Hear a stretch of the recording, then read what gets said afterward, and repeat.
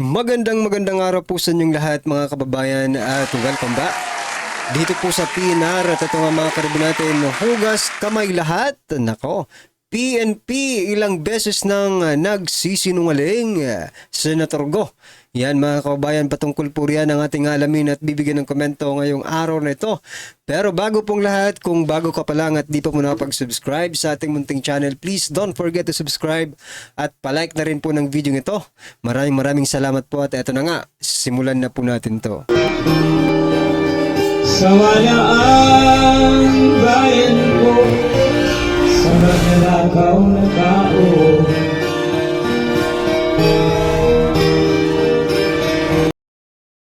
Saan mga kababayan, bago po natin muling i-play ang video ito, nako ito mga karibo natin, bigyan lang po natin ng reaksyon itong paghuhugas kamay ng mga hudas. Nako, simulan na po natin dito kaya ito. Ito po kay DILG Secretary John V. Cremulya.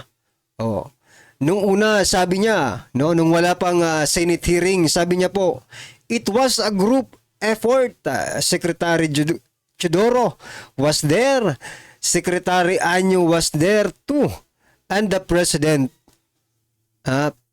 BBM and I, Yan po yung pagmamalaki niya, sa mainstream media nang wala pang Senate hearing, ngayon naman po, nung nagkaroon ng Senate hearing, ngayong araw na ito, March 20, sabi niya na po, mga kaumlag, iba na po ang kanyang tono at mukhang naghugas kamay po, nagbago ang lahat. Ito na po ang kanyang sinabi. I did not state in any way who planned it. Nako. Hindi niya raw sinabi sa kahit anumang pagkakataon kung sino ang nagplano. Teka lang, DLG Secretary John B. Cremulya. Dito nga sinasabi mong group effort yung ginawa ninyo. Ibig sabihin, kayong lahat ang nagplano nito. Kayo ni na Gibo, Anyo, PBBM at ikaw, ang nagplano sa pag-aresto dito kay former President Duterte. Pero bakit ngayon nag-iba yata ang ihip ng inyong pananalita, at parang naghuhugas kamay kayo or meron kayong pinagtatakpan diyan sa statement ninyo? Ano sa palagay niyo mga kababayan? Well anyway, ano pong inyong reaction diyan? I-comment niyo na lang po at eto pa. Pasensya na po kayo mga kababayan kung puro paghuhugas kamay ang ating i-share ngayon. Ito mga kababayan yung pangalawa. Ito naman po si Claire Castro. Yosek Claire Castro mga kababayan. Hugas kamay rin ang isang ito. Unahin po natin yung statement muna ni Senator Amy Marcos. Lakihan lang natin. Ang liliit kasi ng mga letters, ito, sabi po ni Senator Amy Marcos, ganito ang nangyari ngayon. Isinuko natin si Rodrigo Roa Duterte sa dayuhan na parabang wala siyang sariling bayan, na parabang hindi na natin kayang humusga sa sarili nating tahanan. Sabi nila, batas ang dapat manaig. Tama. But whose law? Ours or theirs? Nagtatanong si Senator Amy Marcos, Since when did the Philippines become a province of the Hague? Yan po ang sabi ni kailan pa raw naging probinsya ng The Hague ang Pilipinas? Nako. Matindi itong matindi po itong argumento ni Senator Amy Marcos. Pero napakalaki po ng point, yung kanyang pino-point out dito, napaka-clear, Mayroon tayong sariling batas, mayroon tayong sariling hukuman, mayroon tayong sariling judiciary system. Pero bakit kailangan pa natin pumunta sa The Hague, sa the Netherlands, para magkaroon ng hustisya kung meron man? Naku po, Ito naman po ang paghuhugas kamay ng palasyo. Sa pamamagitan ni ni Jose Claire Castro. Ito pong sabi mga kaubayan, di po natin ninais na maging probinsya ng kahit anuman dahil tayo po ay isang independent country. Hindi po natin ninais na maging probinsya rin po ng Fujian, China. Never natin naisip yan na maging probinsya tayo ng anumang bansa. Tikita mo na. Pilosopo talaga itong si no? Itong si Franz Castro. Napakaliwanag na ang pinag-uusapan po dito or yung gustong i-point out ni Senator Amy Marcos yung justice system natin, no? Pero dahil sa pilosopo nga si Jose Claire Castro, ang pinoint out niya naman ay yung China, na hindi rin tayo maging probinsya ng China. So meaning, wala sa hulog ito. Si Castro, mga kaubayan. Ang tinatanong po dito ni Senator Amy Marcos, no? Ang gusto niyang i-point out yung judiciary system natin. Pero yung kay Castro naman, sinagot ni Castro ay yung sa West Philippine Sea. Di ba? Napakalayo po, ma'am. Bakit hindi na lang ninyo sagutin ng direct to the point yung sinatanong sa inyo ni kung kayo man ang tinatanong, di ba? Kung kayo man po ang tinatanong dito. Kasi baka presidente po ang tinatanong at ikaw lang ang sumasagot ng para sa iyo lang opinion mo po lang yan. You are only a spokesperson, no, ng ating presidente. Pero kung pinahihintulutan ka ng ating presidente na sumagot ng inyong opinion, wala tayong magagawa dyan. Pero lahat po ng sasabihin mo, Filipino people assume that it is coming from the mouth of our president, no? So yan mga kaubayan, ano pong inyong masasabi dyan? Mukhang malabnaw itong si Jose Castro, mga kaubayan. Eto pa, isa pang paghuhugas kamay, mga kababayan. Eto. Basahin ko na lang kasi walang picture, no? Ito, update mula po sa Inquirer.net 45 minutes ago. Update. National Security Advisor Eduardo Año said it's very hard for him to see former President Rodrigo Duterte arrested. But he said his loyalty lies with the country and not to anyone. Ako, nagdududa ako dyan sa loyalty niyan, mga kababayan. Mamaya, explain ko lang yung sarili ko rin, mga karabin natin. Basahin ko muna yung kabuuan. No? Sabi niya, as a former member of the cabinet of the Duterte administration, it is also very hard for me to see the former president arrested. I've worked closely with former President Duterte for many years on the most serious crisis the country faces, no? And what developed and nurtured a personal friendship. May pagkakaibigan pa pala natitira sa inyo, no?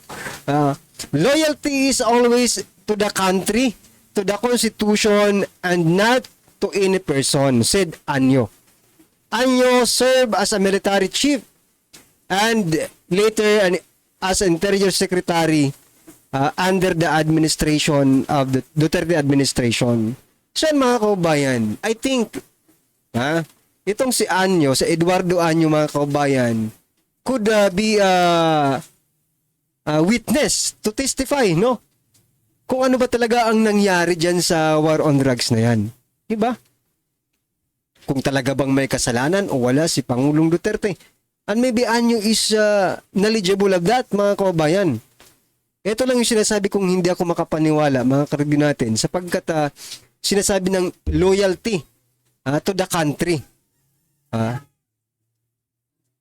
Kung kayo po ay may loyalty sa ating bansa, no? Lahat ng tao sa Pilipinas ay dapat binibigyan nyo ng due process.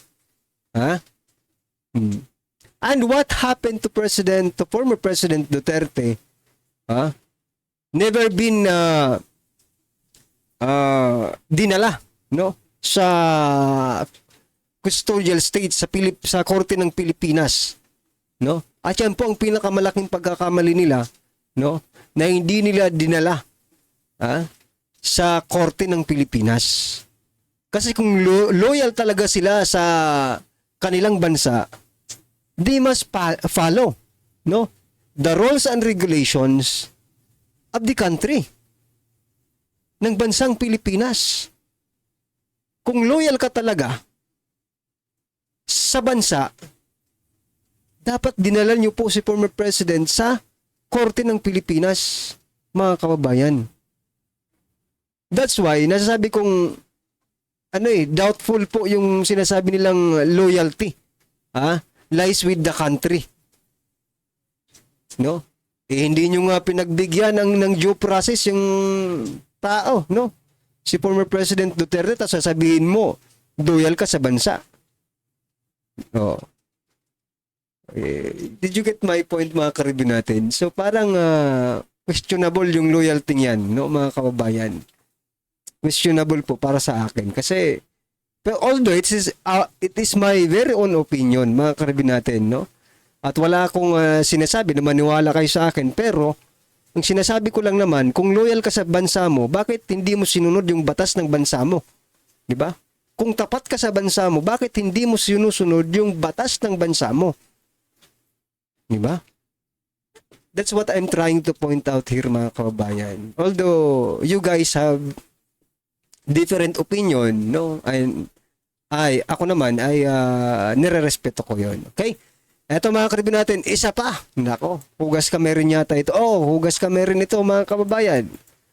Ito naman po sa SOG Boying Rimulya. Ako natawa ko doon sa sa hearing po kanina. Natawa ako kasi ipinakita po yung nagsasalita si SOG Boying Rimulya about sa jurisdiction ng ICC, di ba, dito sa ating bansa. Nung hindi pa po, na siya noon, pero hindi pa nakapasok yung ICC. Yung stand nila ay kailangan dumaan muna sa Korte ng Pilipinas.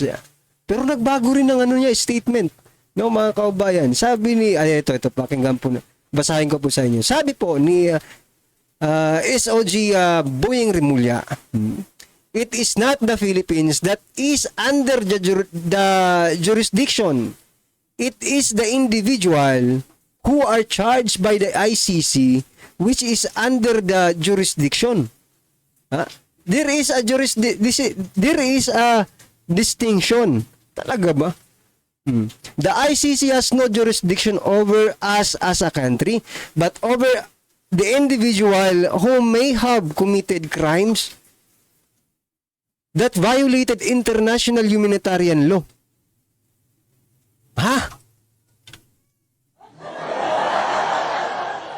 Okay. Isa-isahin nga natin to. It is not the Philippines. Ibig sabihin, kahit walang jurisdiction yung ICC sa Pilipinas, basta't may tao na nasa jurisdiction ng ICC, paano magkakaroon ng jurisdiction sa isang tao na nakatira sa walang jurisdiction ang ICC? Ang labo nyo. Diba? Ito, opinion lang natin to, pero I think ganun din ang nararamdaman ninyo. Sabi niya po kasi, it is not the Philippines that is under the jurisdiction. It is the individual who are charged by the ICC which is under the jurisdiction. Naku po. Pero eto lang sa bagay, ICC to Doon po sa kay Congressman Teves, Interpol naman yun, no? Pero Interpol nga lang yun, no? Hindi pa nila makuha si Congressman Teves. Ha? Bakit? Kasi kailangan pa dumaan ng korte ng Timor-Leste. Di ba?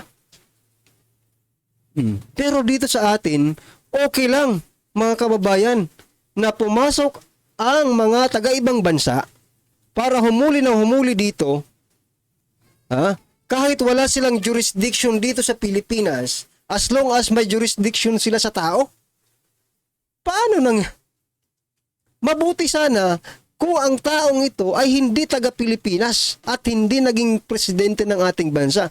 Acceptable pa. For example, meron pong Nigerian nagtago sa Pilipinas dahil nga po, 'di ba? Dahil nga po jurisdiction nila ay huli yung tao na Nigerian, pwede nilang kunin 'yon. Kasi hindi naman jurisdiction ng Nigerian ang Pilipinas. Diba? Pero si Pangulong Duterte, dating Pangulong Duterte, mga kaubayan, hindi mo pwedeng sabihin na hindi jurisdiction ng Pilipinas si Pangulong Duterte. Dahil jurisdiction na siya ng ICC. Anong kalokohan yan? Ha? Ewan ko lang kung mali ako sa pagkakaintindi ko, mga kaubayan. But please, correct me if I'm wrong. Ha? Yan lang po masasabi ko. No? Pwede pala yun. Kahit, nako po, basta may jurisdiction sa tao, kahit walang jurisdiction sa bansa, pwede na. Yun nga pong sinasabi ko, mabuti sana kung hindi Pilipino ang hinuli ninyo. Kasi ma-accept pa natin yun. Pero Pilipino sa Pilipinas, walang jurisdiction. Well, anyway, opinion lang naman po natin yan, no? Pero mukhang, kayo mga kabayan, ano po ba ang naiisip nyo dito sa statement na ito ni SOJ Boying Rimulya, no? Yan, mga kabayan. Ito, last po natin pag-usapan, tapos i-play na po natin yung video, okay? Ito naman po, si Senator Bongo. Ito po yung nasa thumbnail natin na ilang beses nang PNP, ilang beses nang nagsinungaling, Senator Go. Ito pong sabi ni Senator Go. Inihayag ni re-electionist Senator Bongo ang pagkadismaya kay PNP spokesperson Brigadier General Jane Fajardo hinggil sa umano'y mga pahayag na binitawan nito kaugnay sa naging pag-aresto kay dating Pangulong Duterte. Ito po ang caption ng balita.com, balita.mb.com.ph. Senator Go, bineltahan PNP spokesperson, ilang beses ka nang nagsisinungaling. Naku po. Sinungaling pala itong spokesperson. Ayon po kay Senator Go, ha. Kaya mga kaubayan, naniniwala po ba kayo? Ha? Kadito kay Senator Go na nagsisinungaling itong PNP spokesperson? Well, anyway, ano po ang inyong reaction dyan? I-comment nyo na lang po. At eto na. Pakinggan po natin at bigyan ng reaksyon ang video ito. Eto na po.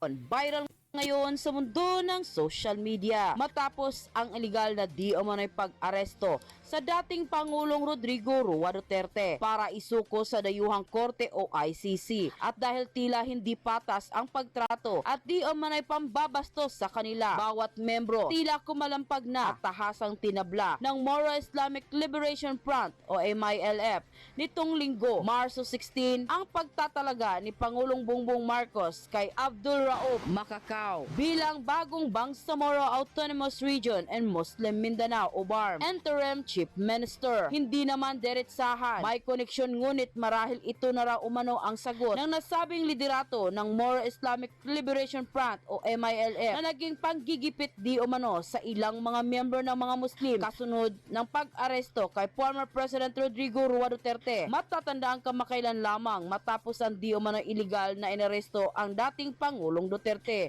itinalaga agad ni Marcos Jr. bilang interim chief minister ng Bangsamoro Autonomous Region and Muslim Mindanao, si Abdul Rauf Macacao, bilang isa sa mga pinakananguna sa nasabing samahan. Ngunit ito'y tinabla at agad na ibinasura ng maraming membro ng MNLF at ayon pa sa kanilang naging pahayag, ang proseso ng appointment na isinagawa ni Marcos Jr. ay hindi raw umano alinsunod sa napagkasunduang mekanismo sa ilalim ng Bangsamoro Organic Law at Comprehensive Agreement on Bangsamoro. Sa di umano 41 na opisyal na nominado ng MNLF, tanging 35 lamang umano ang inaprubahan na malinaw sa paglabag ng probinsya na nagsasaad na ang BTA o ang Bangsamoro Transition Authority ay dapat pangungunahan ng MILF. Sa di umano 41 na opisyal na nominado ng MNLF, tanging 35 lamang umano ang inaprubahan na malinaw na paglabag sa mga probisyong nagsasaad na ang BTA o ang Bangsamoro Transition Authority ay dapat pangungunahan ng MILF. Pero bago tayo magpatuloy mga kapanig, kung bago ka pa lamang, So yan mga kaubayan, no? Talagang hindi ko alam pero ito, opinion ko lang to mga kaubayan. Ang PBBM administration wala nang ginawa kundi kaguluhan, no, sa ating bansa. Una, no? Malamang hindi to una, pero sige, pagbigyan niyo na ako, no? Yung sa KOJC Sage, di ba? KOJC compound, di ba? Grabe po yung kanilang doon, pwersang ginamit. Ngayon naman po, itong sa Mindanao, kaguluhan din ito mga kaubayan. So kaya naisip ko, parang walang katahimikan, no? Ang ating bansa sa administrasyong ito. I don't know, pero this is only my opinion mga kaubayan. Ewan ko po sa inyo kung parehas po tayo ng nararamdaman at nakikita, no mga kaubayan. Yan. Ano po ang inyong opinion, reaction patungkol po sa video mo to, i-comment lang po sa baba. Para at least alam po ng ating mga kababayan ang inyong opinion. Maraming salamat po. Please don't forget to like the video mga kaubayan. Maraming salamat po. Sawaya ang bayan ko sa pagnanakaw na tao.